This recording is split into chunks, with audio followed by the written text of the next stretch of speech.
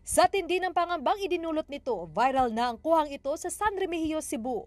Nauka ang ilalim na simentadong daan sa harap ng Hagnaya Integrated School. Kasunod ng malakas na aftershock sa kalapit na bayan ng Bugo City. Ayon sa munisipyo, nauna nang nagka-sinkhole sa ilalim ng daan dahil sa magnitude 6.9 na lindol nitong September 30. Pero bitak pa lang ang nabakas sa mismong kalsada noon.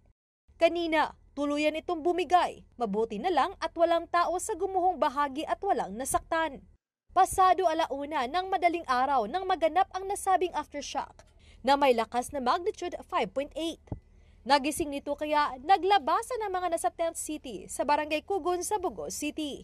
Ayon sa Bugo City Hall, dahil sa aftershock ay isinugod sa ospital ang 3 nakaramdam ng chest pain, 3 nasugatan, 1 inatake ng asma dahil sa trauma, at 1 na aksidente habang nagmaneho ng motorsiklo.